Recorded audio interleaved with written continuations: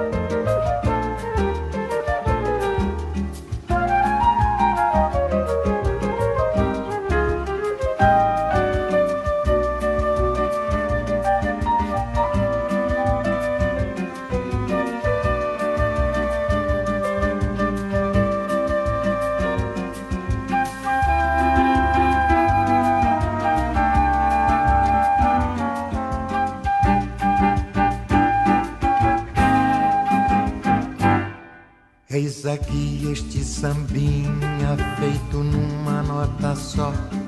Outras notas vão entrar, mas a base é uma só. Esta outra é consequência do que acabo de dizer. Como eu sou a consequência inevitável de você.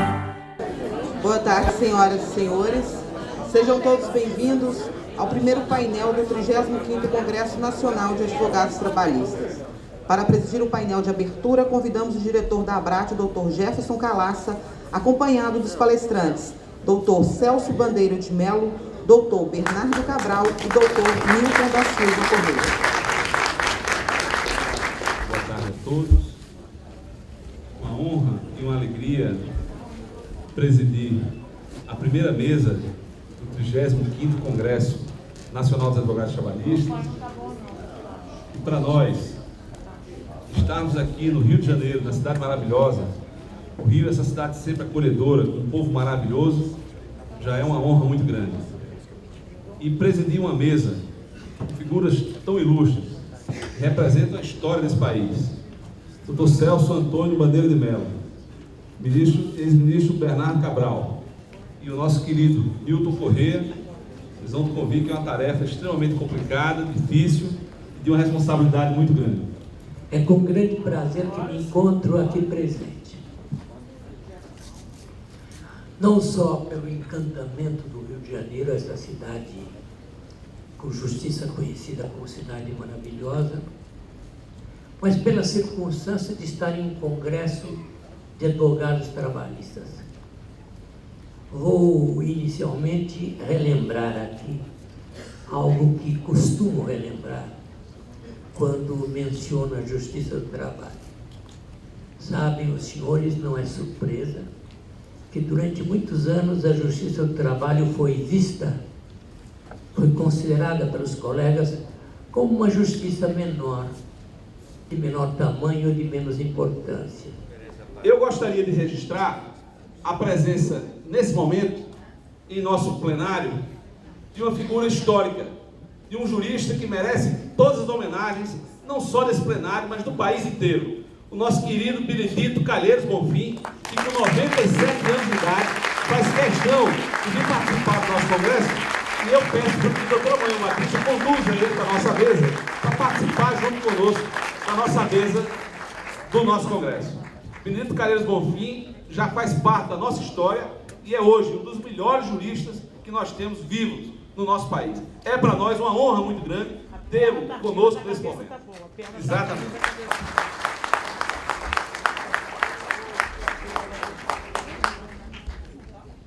Próximo palestrante é um ex-ministro da Justiça, presidente do Conselho Federal da OAB, já foi presidente do Conselho Federal da OAB, relator da Constituinte, como ele nos pediu, primeiro de sua turma, orador de sua turma e advogado militante. Ministro Bernardo Cabral de Melo, com a palavra. Bernardo Cabral. É hábito quando você começa uma reunião desta ordem, que é um evento muito grande, saudar a pessoa mais importante da mesa. E eu não vou fugir a o preconceito ou exigência. Eu quero saudar e pedir uma salva de palmas para B. Calheiros Bonfim.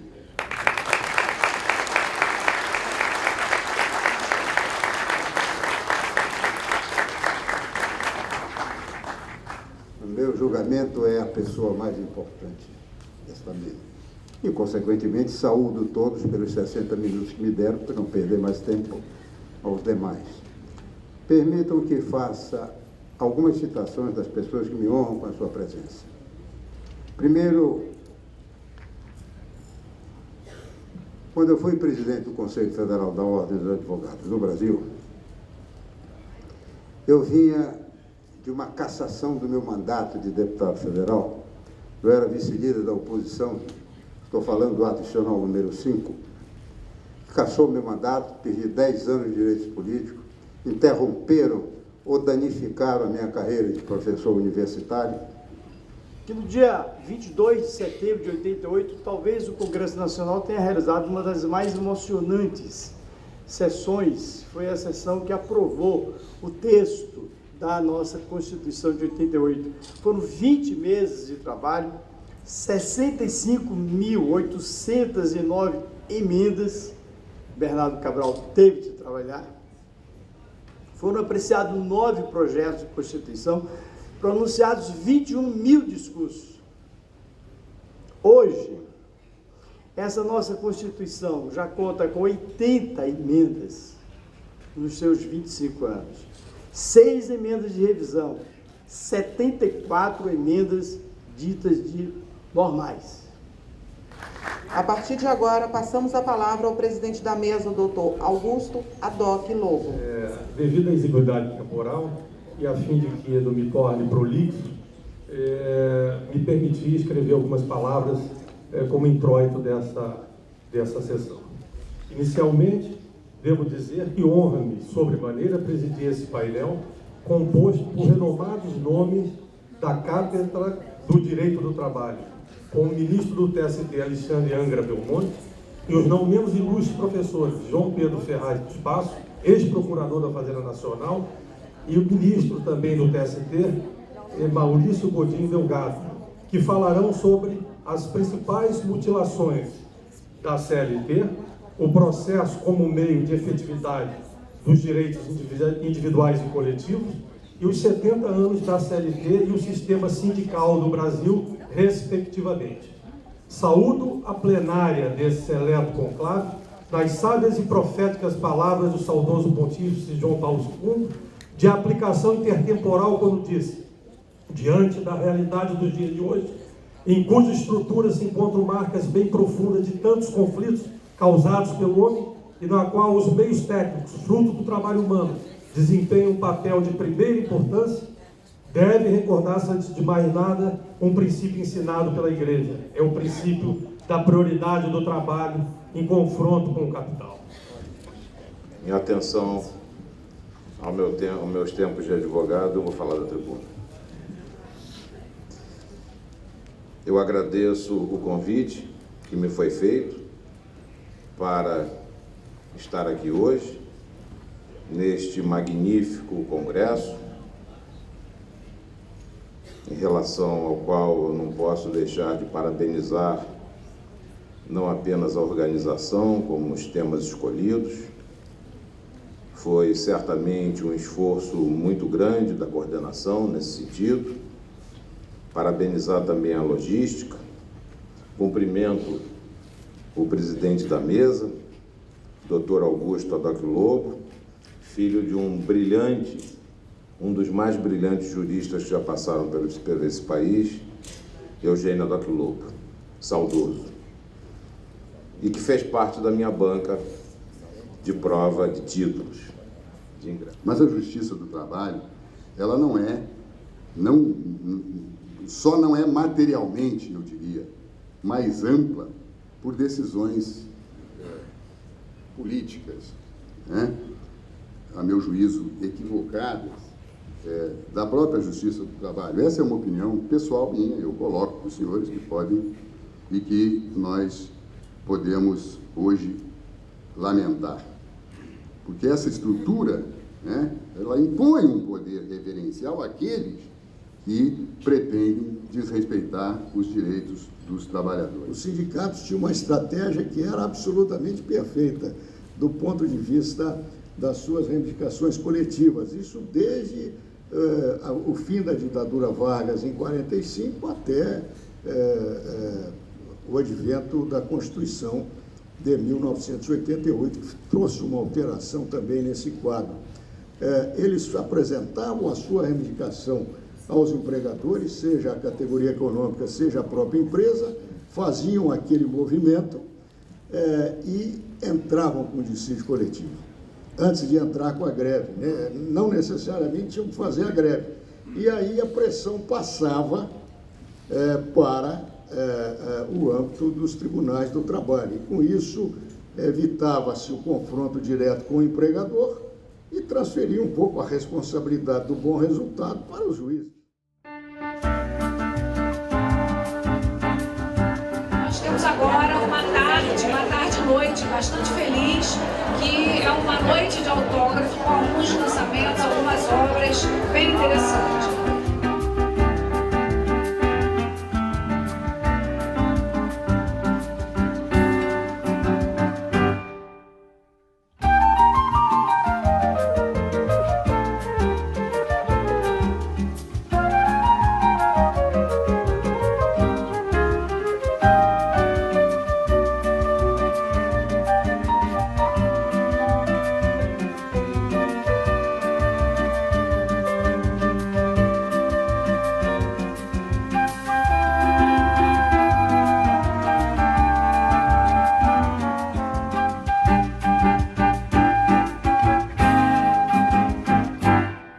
Eis aqui este sambinha feito numa nota só. Outras notas vão entrar, mas a base é uma só.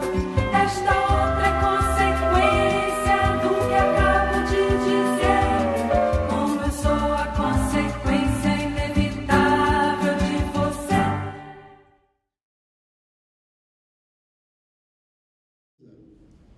Eu chamaria, em primeiro lugar, o doutor Antônio Fabrício Gonçalves, que é o presidente da ABRAT Rio de Janeiro.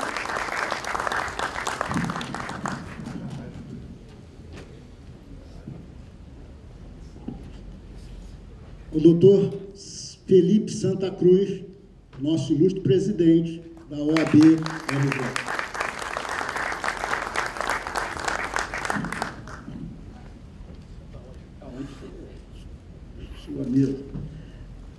Dr. César Brito, ex-presidente do Conselho Federal da Ordem dos Advogados do Brasil. A ilustre, muito querida no IAB, desembargadora Amélia Valadão, do Tribunal Regional de Trabalho da Primeira Região. Ela fica me olhando, já está me olhando de cara feia.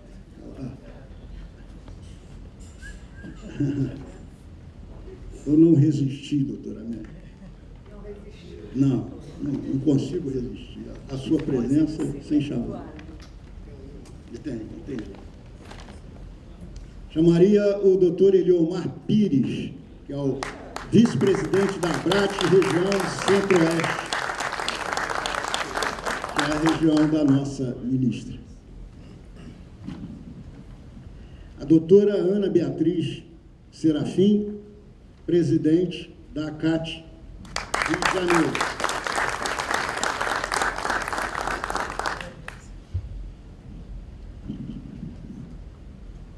E, por fim, a doutora Moema Batista, ex-presidente da ABRAT e proponente da ministra Delaide Alves Miranda Arantes. Eu pediria agora que os doutores Rita Cortez, para ser mais, a doutora Rita Cortez e o doutor, e o doutor Paulo Reis, por favor, tragam ao recinto a ministra Delaide Arantes.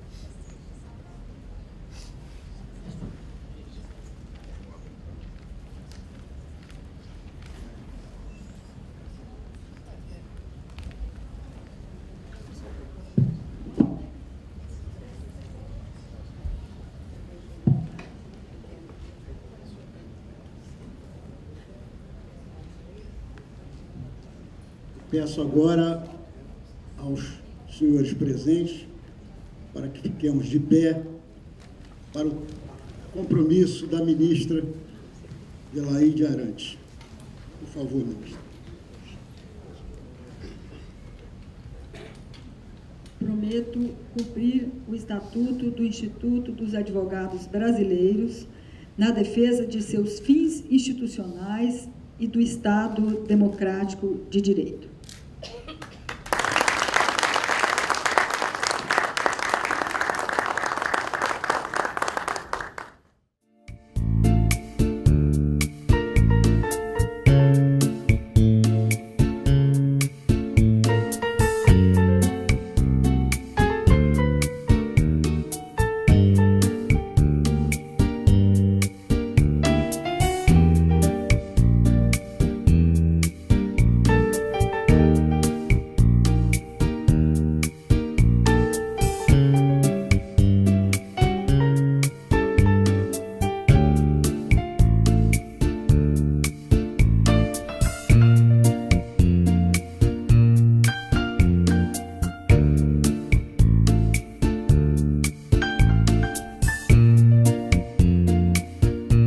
Então, detalhes como esse é que vai definir a nossa vitória.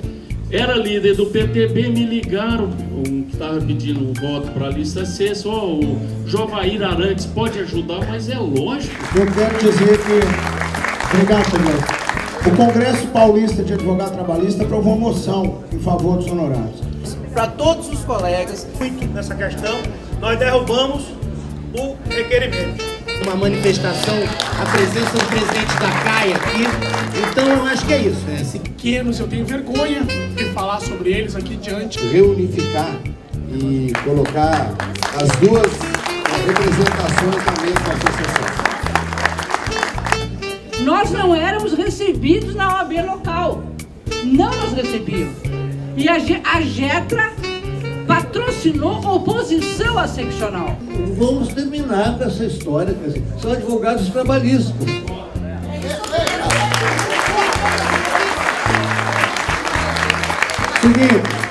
Eu integro a associação que recepcionou cada um dos congressistas que vieram brilhantar esse evento. Por favor, gente. Eu, particularmente, fui presidente tanto da Associação Carioca dos Advogados Trabalhistas, como da Associação Brasileira de Advogados Trabalhistas. Eu disse Carioca dos Advogados Trabalhistas e Brasileira de Advogados Trabalhistas. A gente conseguiu também algo que parecia impossível, que era barrar a implantação do PJE, a toca de caixa e de sino como estava, não é? Não existe mais aquele cronograma inicial. E a Brat tem um papel gigante nisso daí. A gente insistiu, a gente mostrou porque que não dava. Então, quanto a isso, também foi alterada a resolução. Hoje são 28 associações e o CONAT é o maior evento trabalhista do Brasil. O que o senhor diz sobre isso? A Brat realizou o sonho e hoje é não só nacional, sua organização, mas também uma instituição nacionalmente reconhecida. Então, Celso, acabo de registrar 25 associações presentes, porque chegou Rondônia, do Vitor Noé, está aqui, Arcate, doutor Marcelo, está ali e podia chegar para cá, e representando Amazonas, Rodrigo Lemos. Então, o grande problema que temos em Manaus, nós, pela Associação Amazonense, pela MAT, nós fizemos esse pedido ao OAB, eu passei um e-mail para o Fabrício até sobre essa situação, e a OAB em Manaus encaminhou para a sessão de estudos constitucionais da OAB para ver se é inconstitucional. O nosso presidente da OAB Amazonas é extremamente solícito, mas ele é advogado criminalista. Esse é o nosso grande problema. Em janeiro, no final de janeiro, foi implantado o PJE nas 81 varas da capital, quando foi proibido ao advogado a entrar com qualquer ação de papel.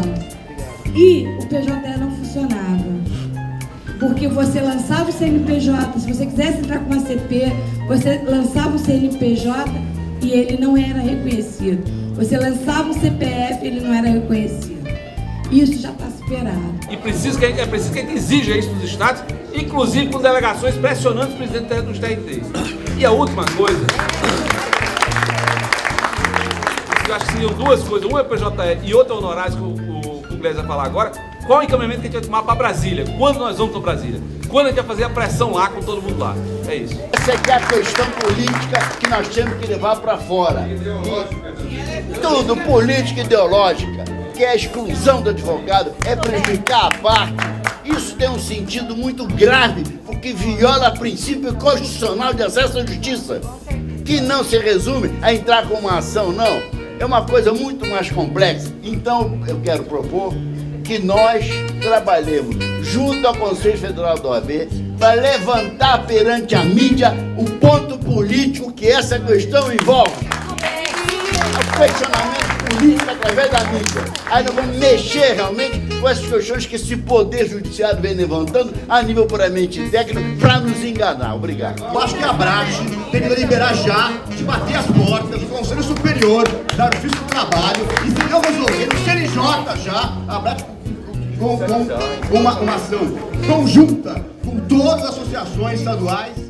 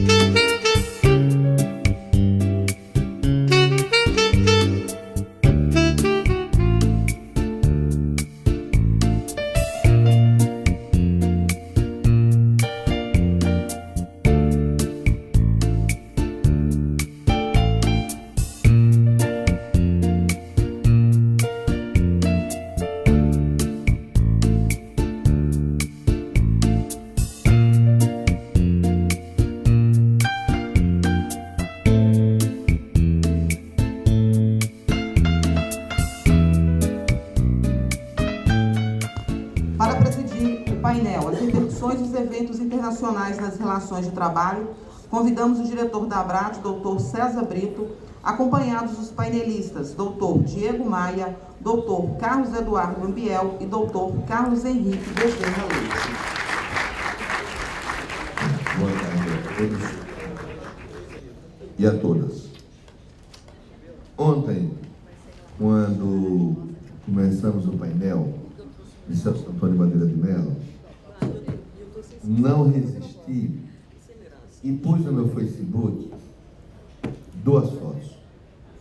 Uma foto da paisagem daqui do hotel, da maravilhosa praia de Copacabana, e uma outra foto do painel. E disse ali no Face, no Twitter, e repercute automaticamente, que viver é fazer escolhas. E naquele exato momento nós tínhamos que escolher entre a praia e a palestra de Santo Antônio Bandeira de Melo. E aí concluí para dizer que o saber venceu o lazer. Hoje repito a mesma coisa, não no Face, mas na vida real, porque um não dispensa o outro. Nós estamos uma sexta-feira, à tarde, Rio de Janeiro, Copacabana. Paletó e gravata, discutindo numa mesa repleta de belíssimos juristas e na plateia mais ainda, buscando discutir temas que são fundamentais para o novo Brasil. Eu vou falar um pouco mais das peculiaridades do Rio 2016, porque em termos de dimensão, ele é incomparável à Copa do Mundo. O Rio 2016, ele traz, para se ter uma ideia, a previsão só para a organização do evento de aproximadamente 160 mil pessoas. 160 mil pessoas trabalharão na organização do evento no Rio de Janeiro. Então, em 2009, 2 de outubro de 2009, foi anunciada a vitória do Rio de Janeiro como cidade sede das Olimpíadas. Em 2010 foi criado o Comitê Organizador dos Jogos Olímpicos Rio 2016 e em agosto de 2016 serão realizados os Jogos. Isso significa dizer que, a estética ficou um pouco ruim ali, mas dá para ver, que em 6 anos, o Rio 2016, pessoa jurídica, vai sair de empregados 0, vamos trabalhar com outra palavra, colaboradores 0, trabalhadores, para 160 mil e voltar ao 0 no ano seguinte, porque é um movimento cíclico de mobilização e desmobilização. Depois do encerramento dos Jogos Olímpicos, o comitê entra no processo de extinção até que se encerra efetivamente. Então eu vou fazer uma apresentação que mescla um pouco a regra geral do trabalho brasileiro no exterior, mas obviamente, até para não perder o espírito do painel, falar um pouquinho sobre a repercussão deste sistema ou desta regra nos grandes eventos. Vamos ver se eu terei sucesso na empreitada. Para começar, eu só coloco uma frase de uma pessoa que eu gosto muito, um jornalista e comentarista da ESPN Brasil, que disse o seguinte há alguns anos, não é de agora. E aqui ele falava, obviamente, do futebol, que é a área de atuação dele, mas que começa a valer para qualquer segmento esportivo e para qualquer segmento de entretenimento. Disse Paulo Luiz Coelho que hoje um grande time, e aí de futebol, tem que ter um bom goleiro, uma defesa firme, um meio de campo eficiente, um ataque rápido e um bom advogado.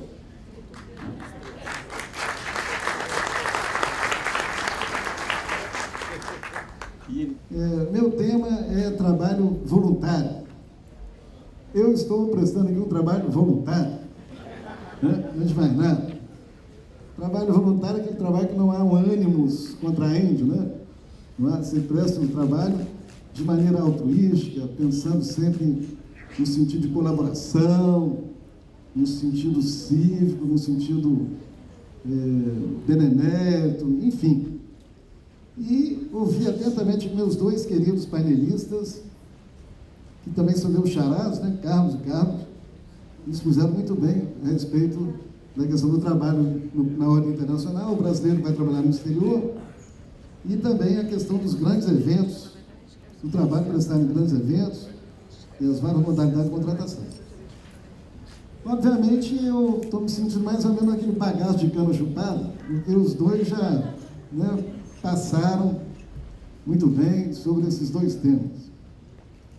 E também fizeram intercorrências com o tema do trabalho voluntário.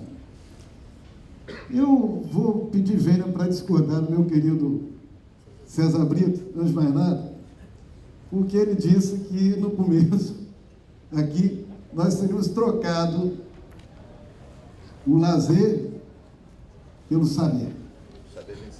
E o saber vencer. Eu vou fazer o inverso agora. Vamos trocar o saber pelo lazer. Porque, como dizia Milo Fernandes, o problema não é quando o trabalho dá prazer, o problema é quando o prazer dá trabalho.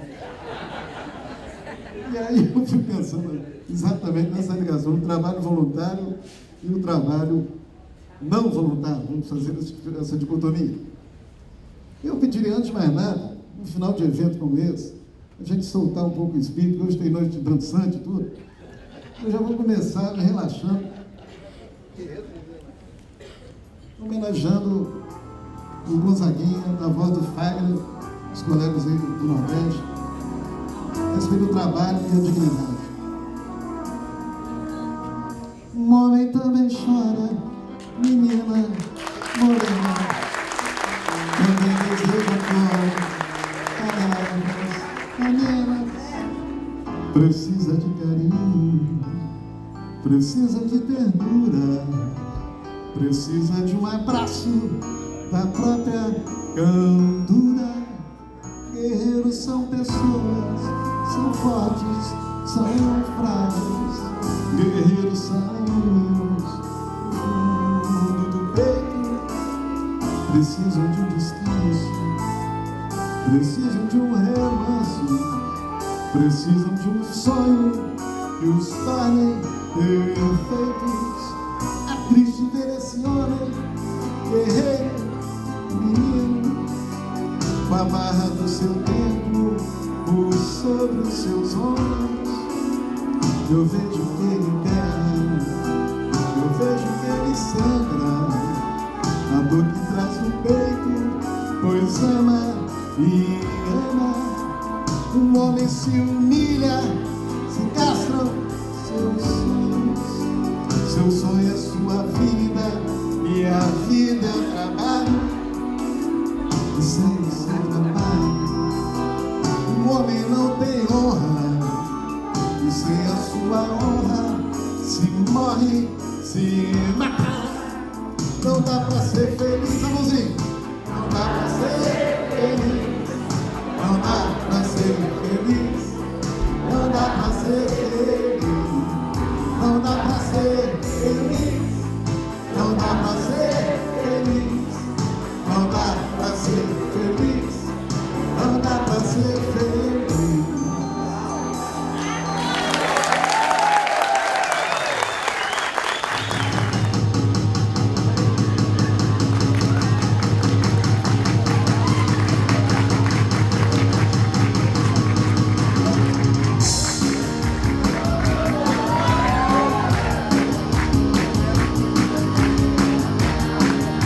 Homenagem a Luiz Fux, carioca.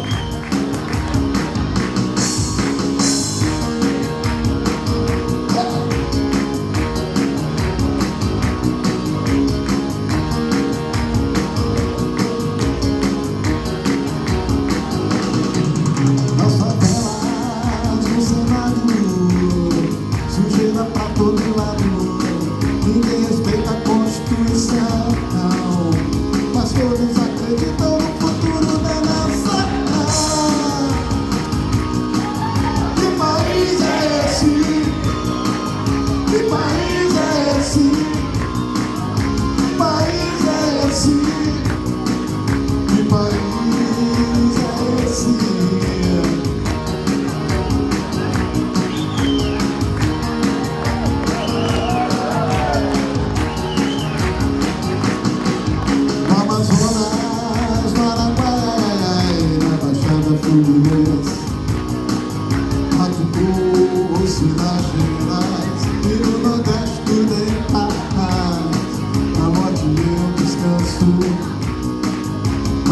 venda solto, manchando os papéis, documentos fiéis ao descanso do patrão.